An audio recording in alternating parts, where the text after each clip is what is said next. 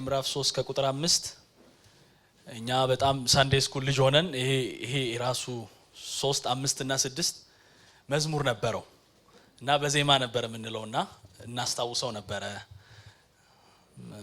ሌላ ጊዜ ይለዋል። እሺ መጽሐፈ ምሳሌ ምዕራፍ 3 ከቁጥር 5 እና 6 በፍጹም ልብህ በእግዚአብሔር ታመን፣ በራስህም ማስተዋል አትደገፍ።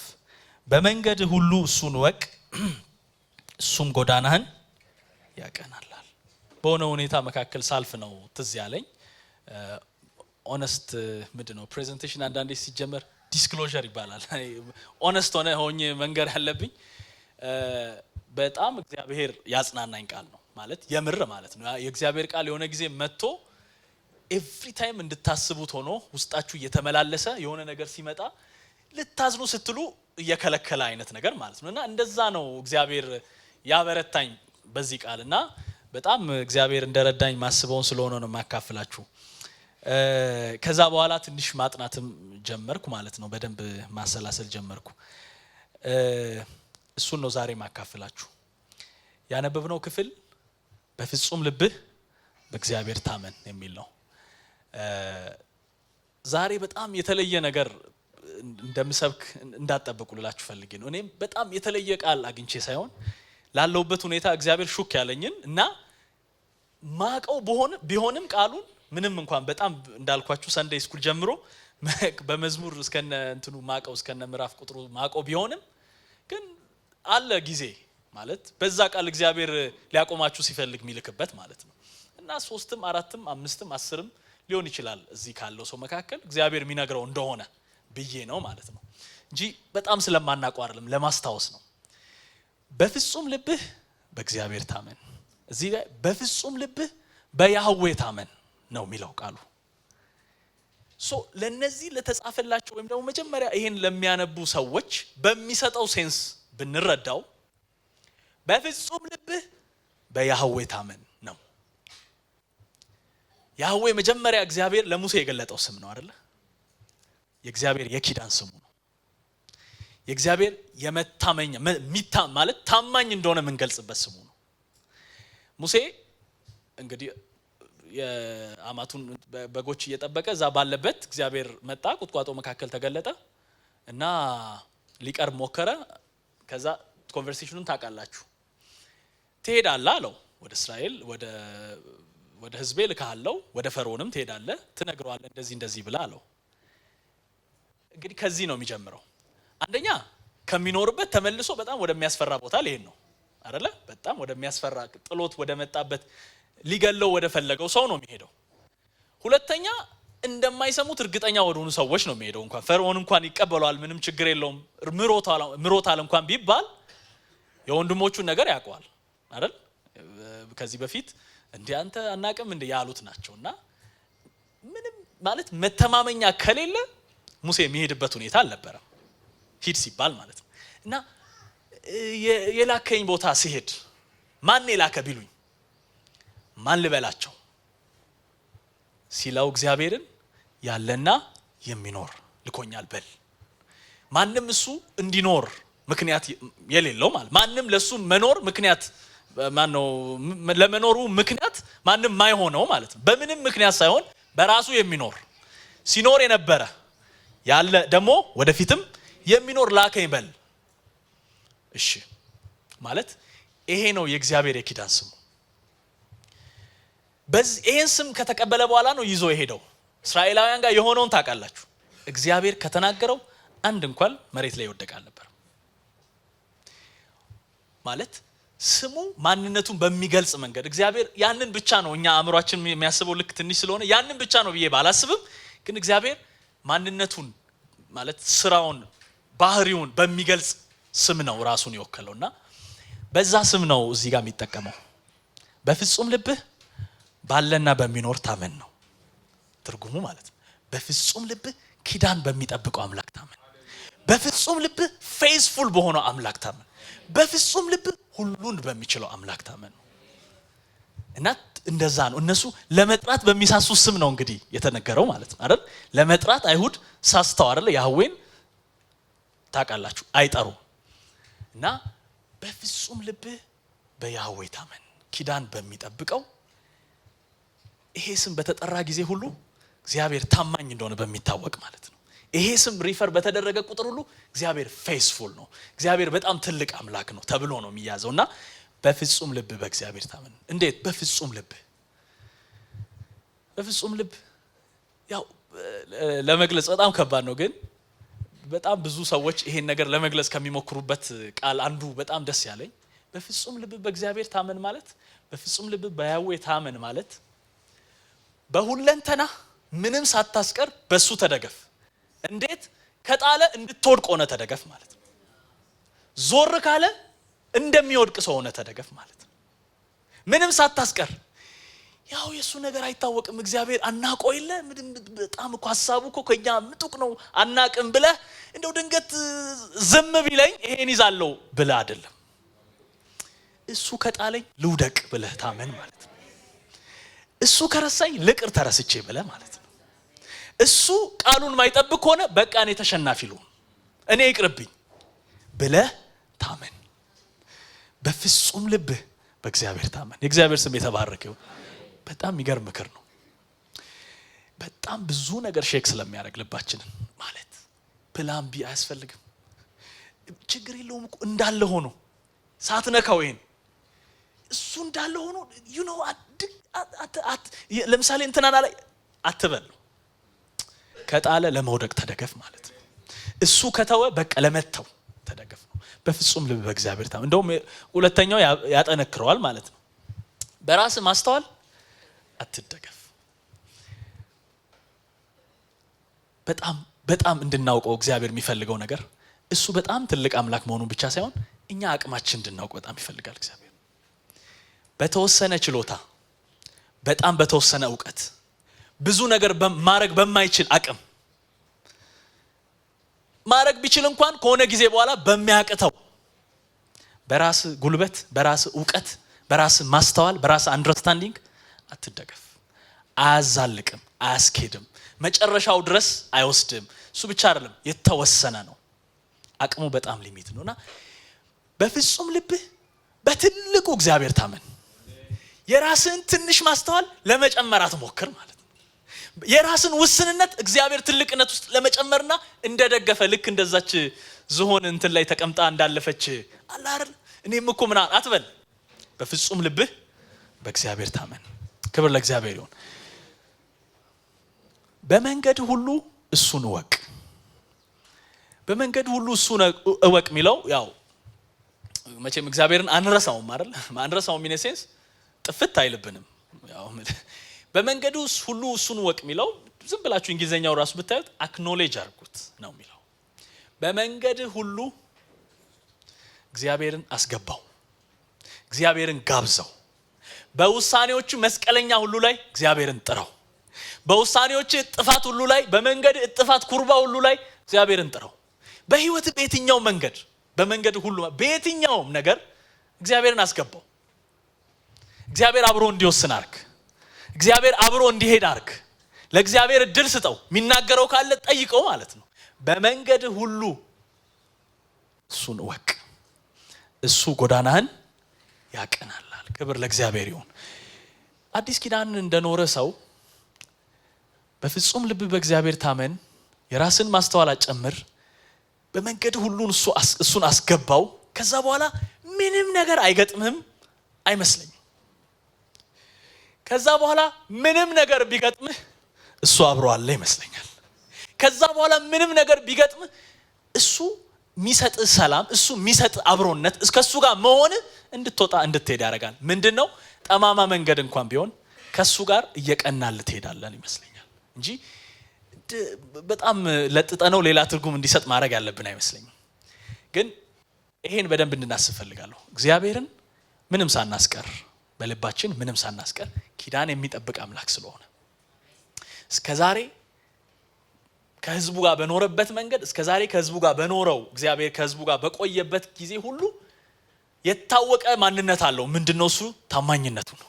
እና የሚታመን አምላክ ስለሆነ በፍጹም ልብህ አይጥለኝም፣ በፍጹም ልብህ እሱ አለልኝ። በፍጹም ልብህ ማለት በፍጹም ልብ መታመን ሌላኛው እንደው መገለጫ የሚመስለኝ ሳስበው በፍጹም ልባችን መታመናችን የሚታወቀው ሸክሙ እኛ ጋር ባለመኖር ይመስለኛል። ማለት ወሬዎችህን የሚያስጨንቁህን በየደቂቃው ፊትም ድቅን የሚሉብን በሙሉ እሱ ላይ ጣል። ምን ያክል ድረስ? አንተ ጋር እስከማይኖር ድረስ የሚታወቀው በዛ ይመስለኛል። እኔ ካላረፍኩማ ምኑን እሱ ላይ ጣልኩ ማለት እሱ ላይ ጣል። ልክ መኪና ውስጥ ቦርሳውን ተሸክሞ እንደሚሄደው ሰው ማለት መኪና ውስጥ ገብቶ ከነ ቦርሳው እንደሚሄደው መንገዱ ማለት መኪና ውስጥ መግባት ዋናው ዓላማ መድረስና መፍጠን ብቻ አይደለም፣ ማረፍም ነው፣ አርፎም መድረስ ነው። እና እግዚአብሔር ጋር እንዳለ እና እናንተ ጋር እንደሌለ እስከምታረጋግጡ ድረስ ልባችሁን በእግዚአብሔር ጣሉ ማለት ነው። እግዚአብሔርን ታመን፣ እግዚአብሔር አይጥለኝም በል። ለወረት ብቻ አይደለም፣ እርግጠኛ እስከምትሆን ድረስ። አንድ የማዕረግ መዝሙር አለ። እስራኤላውያን ኢየሩሳሌም ይመጣሉ ታውቃላችሁ። ለበዓል በሙሉ ተሰብስበው መቅደሱ ኢየሩሳሌም ስላለ በአመት 3 ምናልባት ይመጣሉ። ሲመጡ ሁሉም ከያለበት ሀገር ነው የሚመጣው። ረጅም መንገድ ተጉዞ ነው የሚመጡት። እና ረጅም መንገድ ሲመጡ በግሩፕ ነው የሚመጡት። በጣም ብዙ ሆነው እና ብዙ ሆነው ምናልባት ደቡብ አካባቢ ያደጋችሁ በጣም ብዙ የኢቫንጀሊካልስ ያሉበት አካባቢ ያላችሁ ሰዎች ታውቃላችሁ። እኔ እዛ ስለነበርኩ ሰው በግሩፕ እንደዚህ ኮንፈረንስ ምናምን ሲሄድ እየዘመረ ነው የሚሄደው። አሁን ነው አዲስ አበባ ያው የተለመደው፣ ድሮ እዛ ነበር። እና በጣም በግሩፕ ቻንት እያደረጉ እየዘመሩ ነው የሚመጡት፣ ምናልባት ከገጠር ረጅም መንገድ። እና እስራኤላውያን እንደዛ አይነት ልማድ ነበራቸው፣ እየዘመሩ ነው የሚመጡት። እና የሚያዩትን ነገር አንዳንዱን መንገዱ ላይ ከሚገጥማቸው ነገር ነው መዝሙሩ ራሱ አንዳንድ የሚወጣው። የሚገርማችሁ ወደ እግዚአብሔር ቤት እንሂድ ባሉኝ ጊዜ ደስ አለ የሚለው መዝሙራውን እየመጡ የሚዘምሩት ነው ወደ ኢየሩሳሌም ይሄዱ። ከነሱ መዝሙሮች አንዱ ኢየሩሳሌም አካባቢ ያለውን ተራራ እያዩ የሚዘምሩ ይመስለኛል። በእግዚአብሔር የታመኑ ይላል እንደማይታወክ ለዘላለም እንደሚኖር እንደ ጽዮን ተራራ ናቸው። ዋው! እንደዚህ ነው በእግዚአብሔር መታመን። ቅድም ያልኳችሁ ከአመት አመት ቀጥ እንዳለ የምታዩ ተራራ ነው ኢየሩሳሌም። በመጡ ቁጥር የሚያገኙ ተራራ ነው። በእግዚአብሔር የታመነ እንደዛ ነው ይላል። ለዘላለም እንደሚኖር እንደ ጽዮን ተራሮች። ደግሞ ተራራ ኢየሩሳሌምን እንደከበባት እግዚአብሔር በማዙሪያ ነው ይላል። በቃ የታመነው ሰው ዙሪያ ላይ ነው ያለው እግዚአብሔር ይላል። የሚገርም እና በእግዚአብሔር እኛ ጋር ምንም ወሪ እስከማይቀር ድረስ እንታመን። በእግዚአብሔር ልባችን ርግት ብሎ ቀጥ ብሎ እስከሚቆም ድረስ እንታመን ማለት ነው። በፍጹም ልብ ማለት እንደዛ ይመስለኛል። እኛ ጋር የሚያንገጫግጨን፣ እኛ ጋር የሚያሰቃየን፣ እኛ ጋር እንደውም እንደዚህ አይነት በጣም ይሄ ማያቆም ፔን አለ አይደል? ጥዝጣዜ ስተኙም ስትነሱም ምንም ስታረጉ ማይተው ህመም፣ የሚጠዘጥዝ ህመም ማለት ነው። እና እየጠዘጠዘን አይደለም መሆን ያለበት፣ ጥለን እሱ ላይ አርፈን ነው መሆን ያለበት። እግዚአብሔር አለልኝ ማለት አለብን ማለት እንደ ጽዮን ተራራ መቆም። ክብር ለእግዚአብሔር ይሁን። እና በጣም ኢምፖርታንት ነገሮች አሉ በእግዚአብሔር ለመታመን። ያው ሁሌ እንዳልኳችሁ አልጋ ባልጋ አይደለም። በጣም ብዙ የሚያጠራጥሩ ነገሮች አሉ። በጣም ብዙ ወሪ የሚያደርጉ፣ በጣም ብዙ እኛ ጋር ማለት ምን ይዛቸው ነገሮች አሉ። እግዚአብሔር ግን በጣም የሚገርማችሁ እንዲሁ ከመሬት ብዙ ቦታ ላይ ሳጠና ከሰዎች ህይወት እግዚአብሔር እንዲሁ ከመሬት ያለ ምንም እንትን እንዲሁ ዝም ብሎ እንዲታመኑ ብቻ አይደለም። ሙሴን ራሱ ያለና የሚኖር ብሎ ሲልከው እኔ በምን አውቃለሁ ምናምን ሲል ጣል በትርን አይደል? ከዛ ነው የጀመረው። አንዳንዴ ማለት ማንችል መሆናችንን የማያውቅ አምላክ አይደለም ማለት ነው። ማንችል መሆናችንን አቅማችን ውስን መሆኑን የማያውቅ እና የሚረሳ አምላክ አይደለም። እና ትሪት ያደርጋል አንዳንድ ነገሮቻችንን። ከሁሉም በላይ ግን እግዚአብሔር እንደዛም አሳይቶ ሳንረዳ ስንቀር ወይም ሳናስብ ስንቀር ያንን ያሳየንን ማየታችንን በቃ እንደምንም አድርገን ስንቆጥር ግን በጣም ያዝናል። እና እንደዛ የሆኑ ሰዎችን ለማየት እንሞክራለን። በእግዚአብሔር ለመታመን ምንድን ነው የሚያስፈልገው? ምን ማየት? ሁሉን ነገር ኤግዞስት የማድረግ እቅድ የለኝም፣ እቅድ ብቻ ሳይሆን ችሎታም የለኝም። በእግዚአብሔር ለመታመን እነዚህ ናቸው ብዬ ሁሉን አልደረድርም። እኔ የገባኝን ብቻ ነው የምነግረው። እና እናንተ ቤት መጨመር ትችላላችሁ። ሌላም ሰው አስተምሮ ከሆነ ከኔ በፊት ሌላ ነገር አውርቶ ከሆነ ደምራችሁ ያዙት ማለት ነው።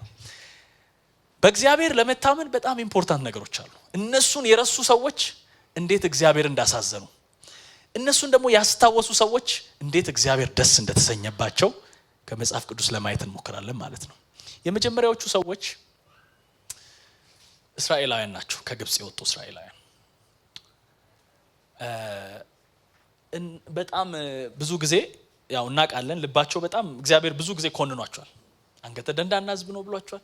ልባቸው በጣም የጠነከረ ሕዝብ ናቸው እና በጣም በብዙ ነገር ከኛ የራቁና ጨካኝ ምናምን የተለዩ ምናምን አድርገን እናስባለን። ግን በጣም እኔ ያው እናንተን አላቅም፣ እኔ በጣም ብዙ ነገር እንመሳሰላለን ብዬ አስባለሁ። ከኔ ጋር ማለት ነው። ያው ከእናንተ ጋር ራሳቸው አመሳስሉ። ብዙ የራቁ አይደሉም። እውነቴን ነው ማለት በጣም እንደዛ ብዙ ጊዜ ፊል አድርጌ በጣም ብዙ ጊዜ አጥፍቼ ስለማቅ ብዙ ያው ስላልተጻፍኩ ነው እንጂ ምገባ ይመስለኛል እኔ ራሴ። እውነት ግን በጣም እግዚአብሔር ብዙ ጊዜ አዝኖባቸዋል።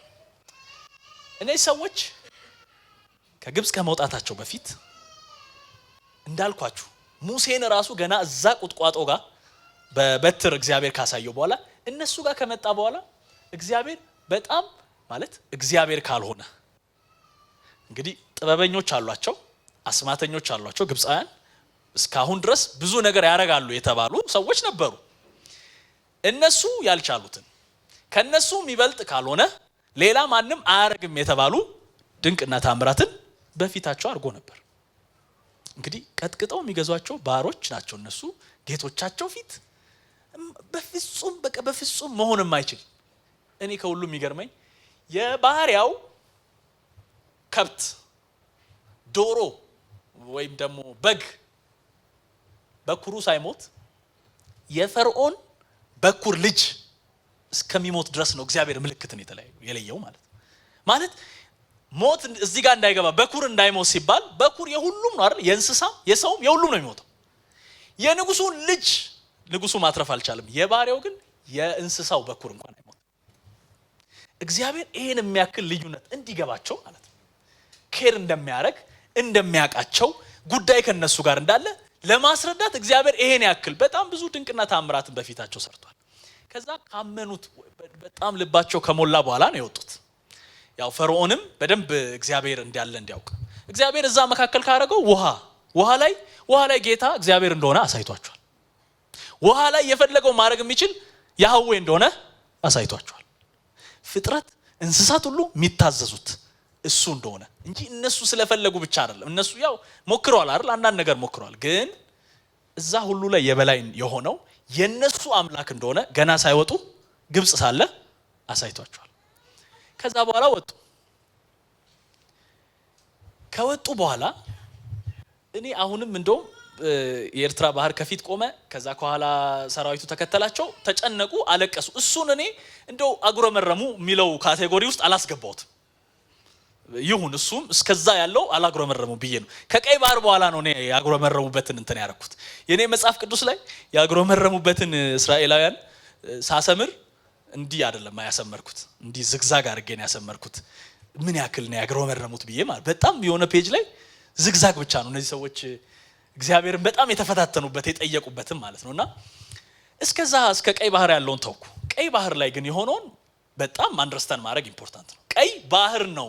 ቀይ ባህር ኤርትራ ባህር ነው።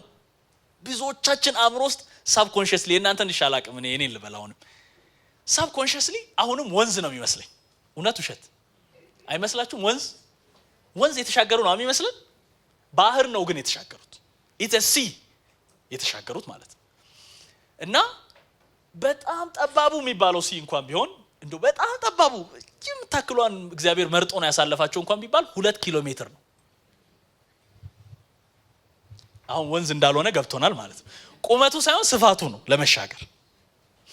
በዛ መካከል አጣብቂኝ ውስጥ የገቡ ሰዓት ጮሁ ይላል ወደ እግዚአብሔር ከፊት የሚመራው መልአክ ወደ ኋላ መጣው ይላል። ወደ ኋላ መጣ፣ በዛ ጨለማ በዚህ ብርሃን አረገ፣ አቆመና ባህሩን ከፈለ። ፊታቸው ላይ አይናቸው እያየ ከፈለው። እንደዚህ ውሃ ሲዘምሩ መዝሙሩ ላይ እንዳሉት ውሃ እንደ ግድግዳ ነው የቆመው አሉ። መሬቱ ደግሞ ደረቀ አሉ ሲዘምሩ እነሱ ማለት ነው። ከዛ ተሻገሩ። ያ በቂ ነበር። ከዛ ልክ እነሱ እንደተሻገሩ ውሃውን መልሶ እግዚአብሔር ቢተው ዳት ዋዝ ኢናፍ። ፈርዖን አሉኝ ያለውን ምርጥ ሰራዊት ነው የላከው በሰረገላ። ከዛ እነሱን እስከሚገቡ ድረስ እንዳይዘጋ አደረገ እግዚአብሔር ባህሩን። ገቡ እነሱ። ከዛ ውሃው ተከደነ እነሱ ላይ፣ ሬሳቸው ተንሳፈፈ ቀይ ባህር ላይ ብሎ መዝሙራቸው ላይ ዘምረዋል።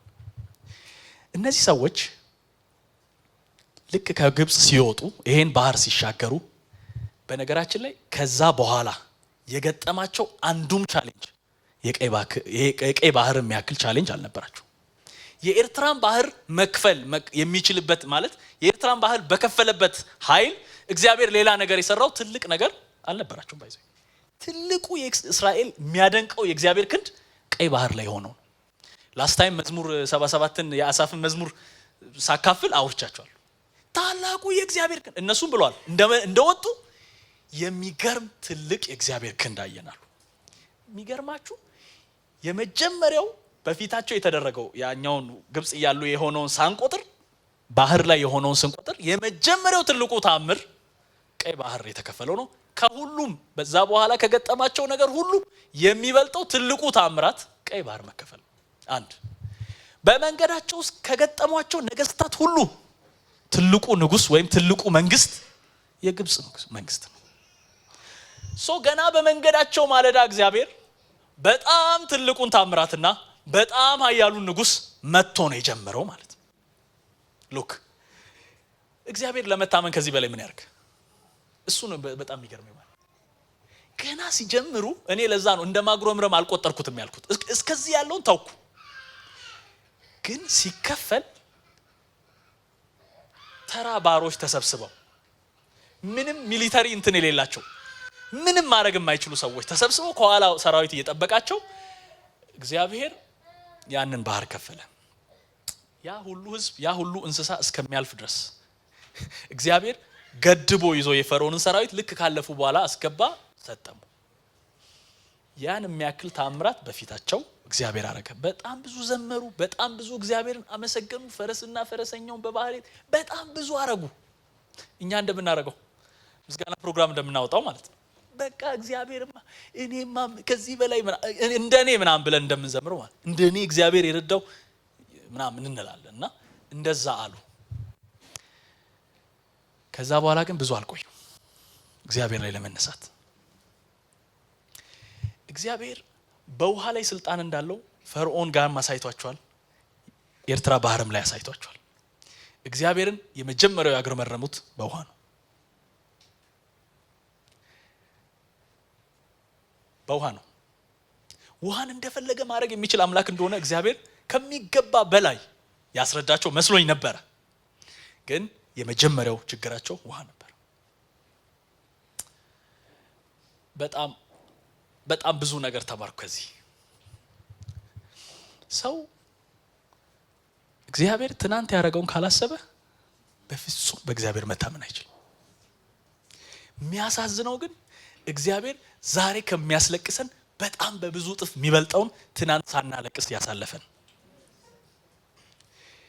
ምናልባት ማንንም ሰው ይሄን አርጎልኛል ማለት በማንችልበት ጊዜ ብቻውን እሱ እንደሆነ እርግጠኛ እስከምንሆን ድረስ ጠብቆ የሚገርም ነገር አርጎ ይሆናል በህይወታችን። ግን ከዛ በሚያንሰው ነው ምንጮ። ልክ እንደነዚህ ሰዎች እኔ በእኔ ስላየው ነው። እግዚአብሔር ለመታመን ከዚህ በላይ ምን ያርግ እያልኩ ነበር። ምን ያርግ ነው ሙሴ እንዲህ ኤርትራ ላይ ማነው ግብጽ ላይ ያንን ውሃ ከደም የለወጠ አምላክ አሁን ደግሞ ኤርትራን ባህር የከፈለው በአይናችን ፊት ጥራው እንጂ እሱ እያለማ አላሉ። በግብጽ ብንሞት ይሻለን ነበር። መቃብር ጠፋዛ ምንቸቱ ምን በላው እንደዚህ ነው ያሉት። ማለት ይሄን እንድታስቡ ፈልጋለሁ። እግዚአብሔርን እንድናምነው እግዚአብሔር ምን ያርግ በሱ ልባችንን እንድንጥል እስከዛሬ ካሳየን ነገር እስከዛሬ ካሳየን አብሮነቱ በላይ ምን አይነት አብሮነት ያሳየን? ምን አይነት መስማት እግዚአብሔር ይስማን ከዚህ በፊት ከሰማን ሌላ ለመታመን ማለት ነው። ለመታመን እግዚአብሔርን እንድናምነው። እነዚህ ሰዎች ረሱ። ትናንትን ብቻ አይደለም የረሱት፣ ትልቅነቱንም ነው የረሱት። ታላቅ የእግዚአብሔር ክንድ ነው ያዩት ብያቸዋለሁ። መዝሙሩን ሲዘምሩ ልክ ከባህር ማዶ የዘመሩት እግዚአብሔር ታላቂቱ የእግዚአብሔር ክንድ ብሎ ነው የዘመሩት። እና ያን የተገለጠውን ታላቁን የእግዚአብሔር ክንድ ካዩ በኋላ በጣም በትንሽ ነገር በጣም በሚያንስ ነገር እግዚአብሔርን ሲጠይቁት የእግዚአብሔርን ትልቅነትም ነው ጥያቄ ውስጥ ያስገቡት ማለት ነው። ትናንትን መርሳት ብቻ ሳይሆን አብሯቸው መኖሩን ብቻ ሳይሆን ትልቅነቱንም ኩዌስችን አደረጉ። እና በጣም እግዚአብሔር አዝኖባቸዋል። በጣም የዕብራውያን ጻፊ በተደጋጋሚ ብሏል አይደል? በሚበዙቱ እግዚአብሔር አልተደሰተም። አባቶቻችሁ እግዚአብሔርን በምድረ በዳ እንደተፈታተኑት እንደዚህ አትሁኑ እናንተ። በጣም በጣም ለእግዚአብሔር በጣም ቻሌንጂንግ ነው ማለት በቃ በጣም ብዙ ነገር ያሳያቸው፣ ግን በጥቂቱ እግዚአብሔርን ማመን የተሳናቸው ሰዎች ናቸው፣ መታመን ያልቻሉ። እና እግዚአብሔር ትናንት ማሳየቱን አስታውሶ ዛሬ ሳንታመን ስንቀር በጣም እንደሚወክስ እና ደስ እንደማይለው እግዚአብሔር እንደሚያዝን እናያለን ከሌላ ሰው። ያ ቃል እግዚአብሔር ትናንት ያሳየንን ዛሬ እንድንታመን ኤክስፔክት ያደርጋል እና ስንጎድልበት በጣም ያዝናል እግዚአብሔር። ማለት እኔን እዚህ ጠረጠርከኝ እንዴ ይላል ሰው ይላል እኮ የፈለገ ነገር ይሁን። እኔ የሚያናደኝ ራንደም ሰው ሲጠረጥረን አይደለም፣ የሆነ ኢንተራክሽን ያለን ሰው ሲጠረጥረን በሆነ መንገድ የሆነ ነገር ግንኙነት ኖሮን ወይ የረዳ ነው ወይ ደረስንለት ወይ በጣም ትልቅ ነገር ውለታ ያልንለት ሰው ሲጠረጥር ወይም ደግሞ ሳይታመን ሲቀር ነው የሚያሳዝነን እንጂ ራንደም ሰው ባያምነን አይደል? እኔ ባንክ ሄጄ ድሮ እንዲህ ብዬ ተሰልፌ ንግድ ባንክ ብቻ ነበር ያኔ፣ በጣም ብዙ ባንክ አልነበረም። የሆነ ለእህቴ የሚላክ ብር ነበር፣ እሱን ይዤ እንዲቆሜ ብለው ዞር ይላሉ። ሌባ መስያቸው ነው። እንዴት እንደሚያናድድ ግን ያው ማታውቁ ሰው ስለሆነ። ግን በጣም ስረዳው የነበረ ሰው እንደዛ ቢለኝ በጣም ነው የሚያሳዝነው። እግዚአብሔር እንድናስብ ይፈልጋል ትናንት ላይ እንዴት እንደነበረ። እሱ ብቻ አይደለም ትልቅነቱንም እንድናስብ ይፈልጋል እግዚአብሔር በጣም ትልቅ አምላክ እንደሆነ። እና አንድ ደግሞ እግዚአብሔር በጣም የተደሰተበት ሰው አለ እግዚአብሔርን በመታመኑ። መጨረሻ ላይ እኔን በጣም የያዘኝን ቃል ከአንድ ሰው ህይወት አካፍላለሁ። ግን አንደኛ ሳሙኤል ምዕራፍ 17 ላይ በጣም የምታውቁት ታሪክ የዳዊትና የጎልያድ፣ ቅድም ወንድ የግማሹን ስብከት ጀምሮት ነበረ። አንደኛ ሳሙኤል ምዕራፍ 17 ላይ ዳዊት ሳኦል ፊት ጎልያድ ጋር በነበረው ንግግር እና ሳኦል ጋር በነበረው ንግግር የተናገራቸው ቃላት በጣም ነው የሚገርሙኝ። እንዳልኳችሁ ሁለት ነገሮችን እንዳትረሱ። እግዚአብሔር ትናንት እንድናስብ ይፈልጋል፣ ትልቅነቱንም እንድናስብ ይፈልጋል። እንደዛ ካልሆነ አንታመንም። እንደምታውቁት ዳዊትና ጎልያድ የነበረውን ታሪክ ታውቃላችሁ። ዳዊት ስንቅ ሊያቀብል ነው የመጣው። ምንም አስቦ አይደለም ለጦርነት የመጣው፣ ተዋጊም አይደለም፣ አልተመለመለም። ሶስቱ ወንድሞቹ ተመልምሏል። እሱ የዛ ፓርት አይደለም። ሲመጣ ስንቅ ሊያቀብል በመጣበት ጎልያድ ሲፎክር አየ። ማን ነው ይሄ አለ። አይ እንደዚህ እኮ 40 ቀንና 40 ሌሊት እየታየ እንደዚህ ህዝቡን አሸብሮ ምናምን። ከዛ ዳዊት የማንም ልብ አይውደቅ እኔ ገጥመዋለሁ አለ። እኔ ገጥመዋለሁ ካለ በኋላ ያው ለሳኦል ነገሩ። ሄደው አንድ ገጥማለሁ ብሎ አልኩ ሰው ተገኘ ምናምን ብሎ ነገሩት። አይ ዶንት ኖ እንግዲህ ሳኦል ትንሽ ገዘፍ ያለ ሰው ምናምን ከየት መጣ ማን ነው ምናምን መጨረሻ ላይ የወጣው ምናምን ብሎ የጠበቀ ይመስለኛል። ሲመጣ ዳዊት ነው። ከዛ ሳኦል የተናገራቸው ነገሮች አሉ። አንተ ገና ብላቴና ነህ፣ እሱ ከልጅነቱ ጦረኛ ነው። ምናልባት የዳዊት እድሜ ያክል ሙሉ ይሆናል ጎልያድ ጦረኛ ተብሎ ነው የሚታሰበው። ዳዊት ሲወለድ ራሱ እሱ ጦረኛ ነው ተብሎ ነው የሚታሰበው። እና በጣም ኤክስፒሪየንስ ያለው ሰው ነው። አንተ የዚህ ጦርነት ኤክስፒሪየንስ የለህም። ባጭሩ አንተ ትናንት የለህም ነው። እሱ ትናንት አለው፣ አንተ ትናንት የለህም። አንተ ከሜዳ መተህ ምናምን ነው አለኝ አለ። ትናንት አለኝ አለ። ዋው! እነዛ ሰዎች ውሃ ተከፍሎ ውሃ ሲመር ይጮሃሉ። ዳዊት ምንና ምን እንዳገናኘ እንድታስቡ ፈልጋል። ይሄው ለኤክስፒሪየንሴን አለ። እሺ እኔ የአባቶቼን በግ ጠብቃለሁ።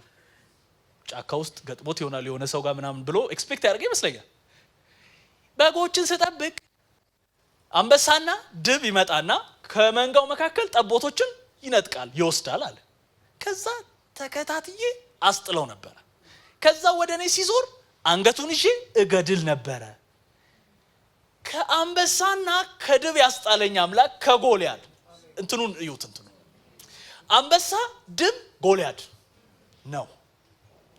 ጫካ ከእንስሳት ጋር የነበረውን ኤክስፒሪየንስ ከጦረኛ ጋር ለመግጠም ቆጠረ ዳዊት። እግዚአብሔር ትናንት ከአንበሳና ከድብ አስጣለኝ፣ ዛሬ ከጎልያድ ያስጥለኛል። ዋው! እንዴት እግዚአብሔር አብሮት አይቆምም? እንዴት አብሮት አይቆምም? ደግሞ እኮ ያስጣለኝ አምላክ ይላል። ያስጣለኝ አምላክ ትናንት ከአንበሳና ዳዊት የማይገናኝ ነገር ቆጥሮ ማለት የማይገናኝ ኔሴንስ ኔሴሰሪ እዚህ ጋር አሁን የሚገናኝ የሚጠራ ኤክስፒሪየንስ አይደለም። ኖ ኖ ኖ ኖ ያቃል ትልቅነቱ ማለት ነው። ያቃል ትልቅነቱ የእግዚአብሔርን ትልቅነት ያቃል። እና የማይገናኝ የሚመስል ነገር ቆጠረ እና ስላስጣለኝ ዛሬ ከዚህ ካልተገረዘ ፍልስጤማዊ እጅ ያስጥለኛል። ታውቃላችሁ። ከዛ በኋላ እሺ እንካ በቃ ልጅ ቆርጧል ማለት ነው ብሎ አለበሰው፣ ምናምን ለበሰ፣ ሄደ። አይ ይሄ አልፈተንኩትም ለኔ አይሆንም አለ። ከዛ ሄደ ጎልያድ ፊት ቀረበ። ጎልያድ 6 ክንድ ከስንዝር፣ ከዛ ደግሞ እዚህ ጋር የደረቱ ላይ ያደረገው እንትን ጥሩሩ ሞስት ላይክሊ ከዳዊት ኪሎ ጋር እኩል ነው። 3000 ሰቅል ይላል። 3000 ሰቅል 56 ኪሎ ግራም። ዳዊት በዛ እድሜው ብላቴና ከ56 የሚበልጥ ይመስላችኋል? አይመስለኝም። ዳዊትን እዚህ የተሸከመ ነው ሰውየው ማለት ነው። ይሄ የያዘው ጦር ጭሬው ጋሽ ምኑ ሳይቆጠር ማለት ነው እዚህ ጋር ያደረገው ብቻ በጣም ትልቅ ነው። ሲያየው እሱ ራሱ ጎልያድም አይቶት አለ መልካም ልጅ ነው እና አላረም እንጂ ቁንጅና ውድድር ነው እንዴት ያዝ ነው ጎበዝ ሚል ይመስለኛል። መልካም ልጅ በፊቱ ቆመ። ከዛ ተናገረ። አንተ ውሻ ነኝ እኔ እንጨት አርጩሜ ይዘብኝ የምትመጣው አለው።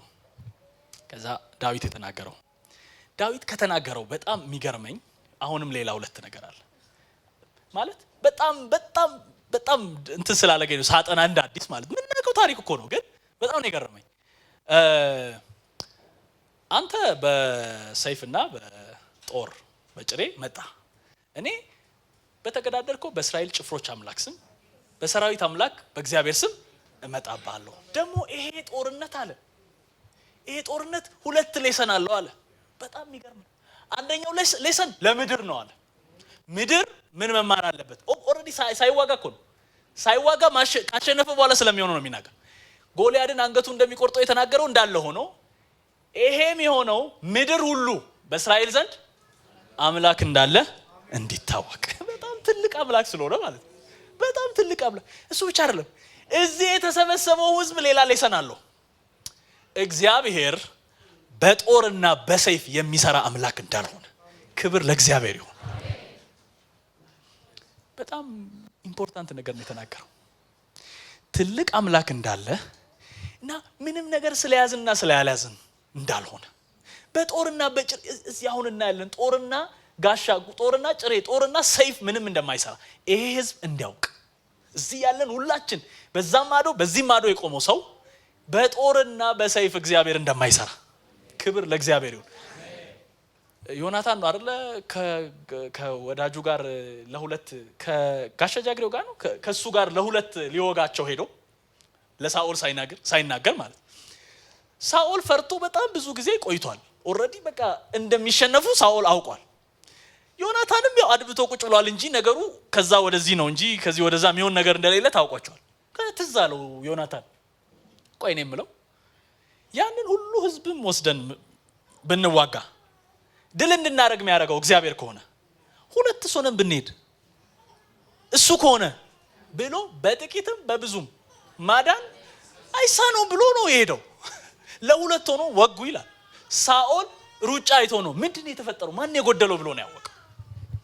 ክብር ለእግዚአብሔር ይሁን። እግዚአብሔር በብዙም በጥቂትም ማዳን አይሳነው። የኛን እገዛ አይፈልግም። እግዚአብሔር በጦርና በሰይፍ አይሰራ። እግዚአብሔር ትልቅ አምላክ ነው። እና ዳዊት ትናንቱን ቆጠረ። ትናንት እኮ እግዚአብሔር እንደዚህ አገናኝተን እንድንቆጥር ይርዳን ማለት እንደ ዳዊት ማለት ነው። አንዳንዴ የተገናኘ ያውም ደግሞ ከዛ የሚበልጥ ነገር አልፈን እንኳን እንረሳለን። አገናኝቶ ነው የቆጠረው ዳዊት። ያው ነው ጎልያድ፣ ያው ነው አንበሳ፣ ያው ነው ድብ፣ ያው ነው ጎልያድ። ሶስተኛው አንበሳ ወይ ሶስተኛው። ክብር ለእግዚአብሔር ይሁን። እና በጣም እግዚአብሔር የሚታመኑበትን አብሯቸው ይቆማል። እሱን ቃል በኋላ ነግራቸዋለሁ። በጣም እንዴት አይነት የሚገርም ቃል በእግዚአብሔር መጽሐፍ ቅዱስ ውስጥ እንዳለ እግዚአብሔር ለሚታመነው ሰው ስለሚያደርግለት ነገር እና ልባችንን ልክ እንደ ጽዮን ተራራ አረጋግተን በፍጹም ልባችን እግዚአብሔር ላይ እንድንታመን እግዚአብሔር ይፈልጋል። እኛ ጋር ሸክም እስከማይቀር ድረስ፣ ወሪ እስከማይኖር ድረስ በእግዚአብሔር ላይ ነገሮችን ጥለን እግዚአብሔር እንድንታመን እግዚአብሔር ይፈልጋል። ይሄን ለማድረግ ከእግዚአብሔር ጋር የመጣንበትን ትናንታችንን እንድናስብ እግዚአብሔር ይፈልጋል። አሁን ሪማይንድ ለማድረግ ፈልጋለሁ። ይሄን ከእግዚአብሔር ጋር ምንም ታሪክ እንደሌለው ሰው መሆን የለብንም። ከእግዚአብሔር ጋር ምንም መንገድ አብሮ እንዳልመጣ ሰው መሆን የለብንም። ፍርሃታችን እግዚአብሔር ጋር አብሮ ምንም እንዳልተሻገረ የሚያስመስል መሆን የለበትም። ወሪ የሚያደርገን ነገር ትናንት እግዚአብሔር ምንም በህይወታችን ላይ አሻራ እንደሌለው የሚያስመስል ያክል መሆን የለበትም። እግዚአብሔር ትልቅ እንደሆነ የሚክድ ያክል ፍርሃት ውስጣችን መኖር፣ እግዚአብሔር ነገሮችን መቀየር የሚችል አምላክ እንደሆነ የሚክድ ፍርሃት ውስጣችን መኖር የለበትም። ነገን ስናስብ ትናንት እግዚአብሔርን ከት አድርገን መሆን የለበትም። በነገራችን ላይ እኔ ሁሌ እንደዚህ እላለሁ፣ ከችግር ሁሉ የሚበልጠው ችግር የትኛው ነው ብዬ ሳስብ፣ ከችግር ሁሉ የሚበልጠው ችግር አሁን የምንቸገረው ችግር ነው። ሁሌም ለሰው ልጆች ማለት ነው። እስቲ አስቡ እናንተ፣ እኔ እቺን ፈተና ብቻ ልለፍ ያልኩት ስንት ፈተና ነበረኝ። ከዚህ በኋላም በቃ አንዴ ሄድኩ መመለሻ የለኝም ብዙ ጊዜ ብያለሁ። የሚገርማችሁ ያን ፈተና ሳስብ ቁጭ ብዬ አሁን በጣም ቀላል ነው ለኔ። አሁን ነገ ያለኝ ፈተና ግን ሽንቴን ነው የሚያስመጣው። ኦልዌይስ ከፊታችን ያለው ፈተና ነው ከባድ የሚመስለኝ። ለምን ቀርቦ ስለሚታየን ይሁን አላቅም። እግዚአብሔር ግን እጆቹን እንድናስተውል ይፈልጋል። በህይወታችን ያላቸውን አሻራ፣ የእግዚአብሔር የጣቶቹን አሻራ እንድናይ ይፈልጋል። እግዚአብሔር እንድንረሳ፣ ወረተኞች እንድንሆን አይፈልግም። እግዚአብሔር ልባችንን በእግዚአብሔር ለመጣል ትናንትን ማሰብ አለብን። አንድ ማስታወቂያ ነበረ ድሮ ኢቲቪ ላይ እሺ ዜማውን አልልም ግጥሙን ብቻ አላለሁ እንዳትሰናከሉ ጊዜው ጥሩ ጊዜ ስላልሆነ። እሺ አስተማማኝ አጋሮ የምን ጊዜም መከታው ዛሬም ነገም የሚመኩበት ሁሉም ሰው ያውቃል። የኢትዮጵያ መድን ድርጅት ይላል መጨረሻው ማለት ነው። ግጥሙ እንደዚህ ይላል። ቪዲዮ አለው አብሮት። ቪዲዮ ላይ አንድ ሰው ያለ ፋብሪካ ያለው መኪና ያለው በጣም ብዙ ድርጅቶች ያለው ሰውዬ ነው ምስሉ ላይ ማለት ነው። ከዛ ተኝቶ ልክ ፋብሪካው በእሳት ይያዛል። ብድቅ ብሎ ባኖ ይነሳል። ላበላብ አድርጎት ምናምን በቃ የመጨረሻ ተረብሾ ምናምን ተመልሶ ሲተኛ መኪናው ይጋጭበታል። ተመልሶ ሲተኛ እንደገና ሌላ አደጋ እና ማስታወቂያው ላይ ምንድነው? ሰውየው በነጋታው ተነስቶ ይሄዳል። መድን ድርጅት ዋስትና ይገባል። ከዛ በኋላ ተመልሶ ይተኛል ማለት ነው እና እንቅልፉ ይወስደዋል። መኪናውን አይሸጥም፣ ፋብሪካውንም አይሸጥም፣ ግን እንቅልፉን ይተኛል። እግዚአብሔር እንድንታመንበት ይፈልጋል። ሁሉ ነገር እንዳለ እግዚአብሔር አለልኝ ብለን እንድንተኛ ይፈልጋል። እግዚአብሔር አለልኝ ብለን እንደ ጽዮን ተራራ እንድንቆም ይፈልጋል። ልባችን ሞልቶ እንድንቆም ይፈልጋል። እግዚአብሔር እንድንረሳ አይፈልግም። ያሳለፈውን ከኛ ጋር አብሮ የመጣውን እንድንረሳ አይፈልግም እግዚአብሔር። እንደዛ ደግሞ ከሆነ በፍጹም በእግዚአብሔር መታመን አንችልም። ክብር ለእግዚአብሔር ይሁን። በመጨረሻ አንድ ሰው ብቻ አነሳለሁ። ይሄ ቃል ነው በጣም በልቤ በጣም መጨረሻ ቀን በማታ ነው እንደውም 7 ሰዓት አካባቢ ነው። በጣም በቃ ልቤም በጣም ነው እንትን ያደረገው። በጣም በቃ ኮምፕሌን አድርጌ ከወንድሜ ጋር 2 ሰዓት የሚሆን በስልክ አውርቼ በቃ እሱ ሲናገር ሁሉ ያናደኛል። መልሼ እጥፍ ዘረግፍበታለሁ ማለት ነው። ባክ ምናምን እያልኩ ማለት ነው። እና ያው እሱ የተለመደ ነገር ይነግረኛል ምናምን አልሰማሁትም። መጨረሻ ላይ ስልኩን ከዘጋው በኋላ ይሄ ቃል ትዝ አለኝ ማለት ነው። ኢቭን የት እንዳለ አላቅም ነበር። በሰርች ጌታ ይባረክ ስለ ሰርችም እውነቴን እኮ እንዴ። ከዛ ሰርች አድርጌ አገኘው ያለበትን ታሪኩ ሁለተኛ ዜና ምዕራፍ 14 ላይ እስከ 16 ነው ያለው። ሁለተኛ ዜና ምዕራፍ 14 አሳ የሚባል ንጉስ ነው። መጨረሻ ላይ ያለችውን ብቻ አነባለሁ። አሳ የሚባል ንጉስ ነበረ። አሳ የሚባል ንጉስ ገና እንደነገሰ የእግዚአብሔርን ፊት ፈለገ። እንደ አባቱ እንደ ዳዊት መንገድ ሄደ። እግዚአብሔር ደስ የሚያሰኘውን ነገር አረገ። እግዚአብሔር 10 ዓመት ከጦርነት አሳረፈው።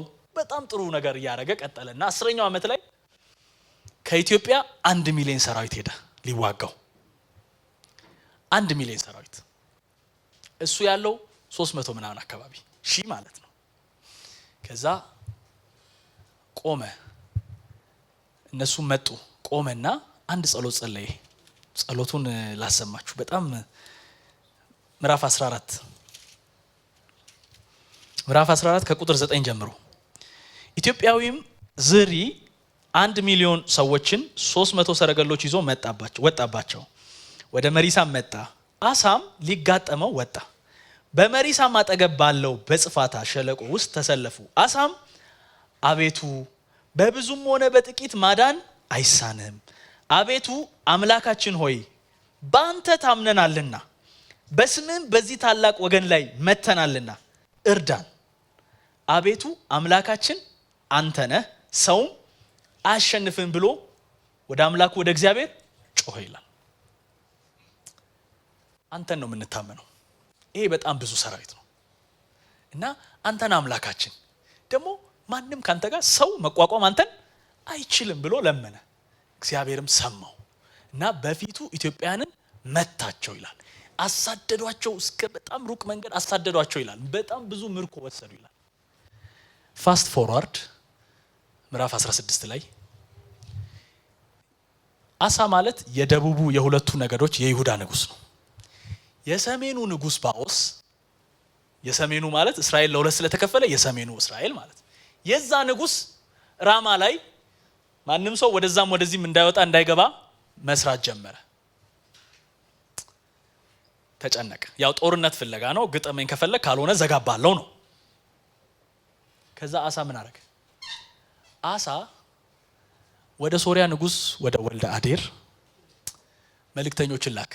ከቤተ መቅደስም ከቤተ መንግስትም እጅግ በጣም ብዙ የከበሩ ነገሮችን፣ ወርቅ፣ ብዙ ነገር አስይዞ ላከ። ምን አለ? ወልደ አዴር ባይዘወይ ያንተ አባትና የኔ አባት በጣም ክሎዝ ናቸው፣ ቃል ኪዳን ነበራቸው። እኛ ራሳችን ለምን እንደዛ እናረግም?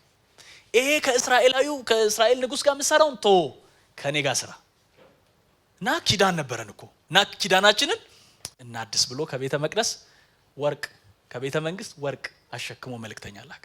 ከዛ ወልደ አዴር ኦኬ አሪፍ ነው በጣም አለ። ወዲያው ሄዶ እስራኤል ንጉስን መታው። ከዛ ሲመታ እስራኤል ራማን መገንባት አቆመ። ከዛ በኋላ ሄዶ አፈረሰ። አሳ ያንን እስራኤላዊ የሰራውን የእስራኤል ንጉስ የሰራውን እንትን አፈረሰ። ወዲያው ነቢይ መጣ። ምዕራፍ 16 ላይ ምዕራፍ 16 ከቁጥር 7 ላይ በዚያን ጊዜም ባለራእዩ አናኒ ወደ ይሁዳ ንጉስ ወደ አሳ መጥቶ እንዲህ አለው፣ በሶሪያ ንጉስ ታምናሃልና በአምላክህም በእግዚአብሔር አልታመንክምና ስለዚህ የሶሪያ ንጉስ ጭፍራ ከእጅ አምልጧል። ኢትዮጵያውያንና የሊቢያ ሰዎች እጅግ ብዙ ሰረገሎችና ፈረሰኞች የነበሯቸው እጅግ ታላቅ ጭፍራ አልነበሩምን? በእግዚአብሔር ስለታመን በእጅ አሳልፎ ሰጣቸው። እግዚአብሔር ልቡ በእርሱ ዘንድ ፍጹም የሆነውን ያጸና ዘንድ ዓይኖቹ በምድር ሁሉ ይመለከታሉና። በጣም ነው እግዚአብሔር ያዘነው። ያኔ ረዳው ስለታመንከኝ ነው። አሸንፍ አይደለም፣ እኔ ነኝ ያሸነፍኩል። ያኔ ለምን ያሸነፍኩል? ስለታመንክ። አሁንስ በሶሪያ ንጉስ ታምናል። ባይዘው ይሄን ታውቃለህ ወይ አለው።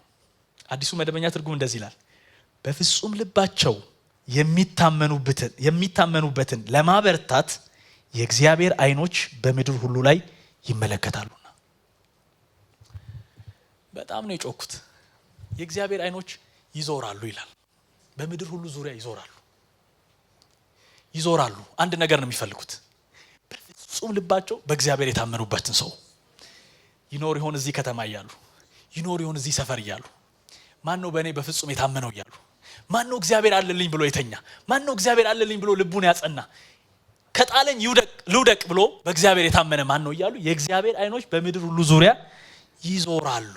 ከዛስ ሲያገኙ ይላል፣ ሲያገኙ ሌላ ትርጉሞችን ብታዩ በዛ ሰው ፈንታ ለመቆም እሱን የጠራለ ማን ነው እኔ ያለው ለማለት፣ እሱን የፈለጋለ እኔ ያለው ለማለት፣ በሱ ፈንታ ለመታየት። ክብር ለእግዚአብሔር ይሁን። ምረዳው እያለ የእግዚአብሔር አይን ይዞራል ምድር ሁሉ። በሱ ፈንታ መዋጋለት፣ በሱ ፈንታ መቆምለት፣ ሙግቱ መወስድለት አለ ወይ በዚህ ምድር ብሎ ይዞራሉ የእግዚአብሔር አይኖች። ሚሳረጉ አንተን ማለት ነው ያለው ነው። ሶሪያ ሄደ ሚሳረጉ አንተን። የእግዚአብሔር አይኖች እኮ ይፈልጉ ነበር የሚታመንበትን ለመርዳት። በጣም ነው ልቤን የደገፈው። እግዚአብሔር ወይ ባንተ ታመናለሁ አልኩ ማለት ነው። ማለት ለመርዳት የእግዚአብሔር አይኖች በምድር ሁሉ ዙሪያ ይዞራሉ። የእግዚአብሔርን ትልቅ ጉልበት ለማሳየት፣ የእግዚአብሔርን ኃይለኛነት ለማሳየት፣ እግዚአብሔር በዛ ሰው ፈንታ ለመቆም የሚታመንበትን አይኖቹ እየዞሩ በምድር ሁሉ ይፈልጋሉ። ክብር ለእግዚአብሔር ይሁን። እና ሚስ አንደረግ ለማለት ነው። እግዚአብሔር ለመርዳት ሲፈልገን ሚስ አንደረግ፣ አንጥፋበት። አይጣን እግዚአብሔር እየፈለገን ለመርዳት በእኛ ፈንታ ለመቆም ኃይሉን በእኛ ምትክ ሊገልጥ የተዋጋላቸውን ሰዎች ሁሉ ብታዩ እግዚአብሔር ነው የተዋጋላቸው። እና ሊዋጋላችሁ ሲፈልግ ሳታምኑት ቀርታችሁ እንዳያጣችሁ ማለት ነው።